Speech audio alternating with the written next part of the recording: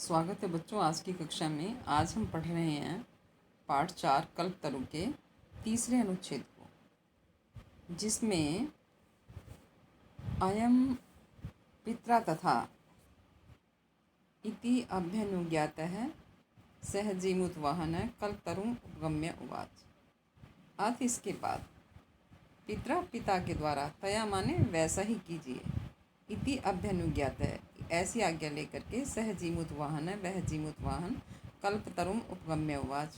कल्पतरु के उपगम्य समीप में और उपगम्य समीप में जाकर उवाच माने बोला।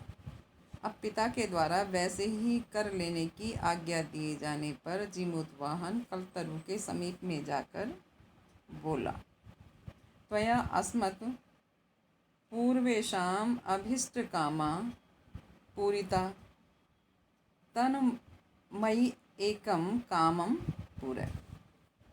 अब उन्होंने कहा कि देव तुम्हारे द्वारा अस्मत् पूर्वेशम अब से पहले पूर्वजों के द्वारा अभिष्ट कामा पूरिता अभिष्ट जो कामना आपसे मांगी गई थी वे सभी पूरी कर दी गई। देव तुमसे पूर्वजों ने जो कामनाएं पूर्ति मांगी थी, जो इच्छा पूरा करने के लिए कहा था, वो आपने पूरा कर दी। तन ममेकम काम है पूरा, तो मेरा एक इच्छा पूरी करो, मेरा एक कार्य पूरा कर दो। यथा पृथ्वीम अदरिद्राम पश्यामि, जैसे कि पृथ्वी पर कोई भी दरिद्र ना रहे। तथा करो तु देव वैसा ही कीजिए। इति एवं वादिनी जीमूत वाहने त्यक्त त्वया एषो अहम यातो अस्मि। जीमूत वाहन के एवं वादिनी माने ऐसा कह देने पर, त्यक्त त्वया तुम्हारे द्वारा त्यागा हुआ, एषो अहम यह मैं यातोस्मि जा रहा हूँ। इति वाक ऐसी वाणी तस्माद उसमें से तरोड़ उद्भूत वृक्ष में से निकली। जीमूत वाहन के ऐसा कह देने पर तुम्हारे द्वारा त्यागा हुआ मैं जा रहा हूँ ऐसी वाणी पेड़ में से निकली। क्षणेन जैसे कल्पतरु दिवम समुपत्य भुवि तथा वसूनि अवर्षत। क्षणेन क्षण भर में उस कल्पतरु ने आकाश की ओर जाते हुए भूविम तथा और पृथ्वी पर वसूनी अवर्षत पृथ्वी पर वर्षा कर दी। वसूनी कहते हैं धन की, भूवि पृथ्वी पर, और धरती पर धन की वर्षा कर दी। यथा न कोऽपि दुर्गत आसीत, वैसे ही न कोऽपि दुर्गत आसीत, वहाँ कोई निर्धन नहीं रहा। ततस्तस्य जीमूतवाहनस्य सर्वजीवानुकंपया सर्वत्र यशः प्रथितम्। तब से लेकर जीमूत वाहन का सब प्राणियों पर दया करने का यश सब जगह प्रथितम माने प्रसिद्ध हो गया। तो प्यारे बच्चों, दोबारा से देखिए।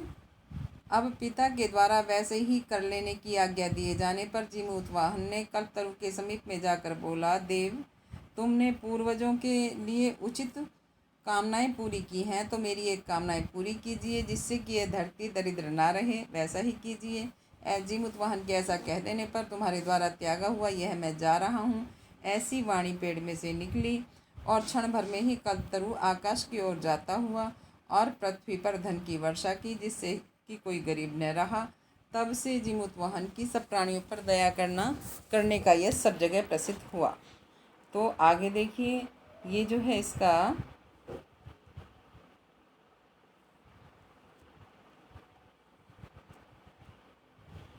प्रसंग है। प्रस्तुत गद्यांश संस्कृत साहित्य के प्रसिद्ध कथा ग्रंथ वेताल पंचविंशतिका पर आधारित कल्पतरु नामक पाठ से अवतरित है।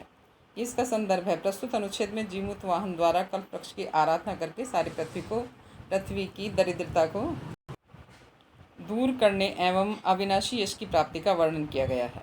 अच्छा ठीक है, पिता के द्वारा इस प्रकार अनुमति पाकर कल्पवृक्ष के पास पहुंचकर जीमूत वाहन ने कहा, ये इसकी व्याख्या है। देव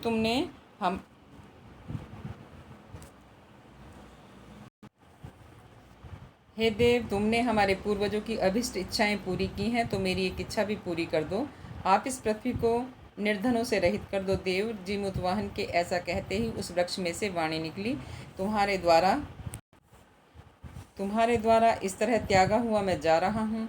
उस कल्पवृक्ष ने पल भर में ही स्वर्ग की ओर उड़कर पृथ्वी पर इतने धन की वर्षा की कि कोई भी निर्धन नहीं रहा। सब प्राणियों पर दया करने से इस प्रकार उस जीमूत वाहन का यश सब जगह फैल गया। तो प्यारे बच्चों, ये आपने समझ लिया आप इसका हिंदी अनुवाद लिखेंगे और इसको याद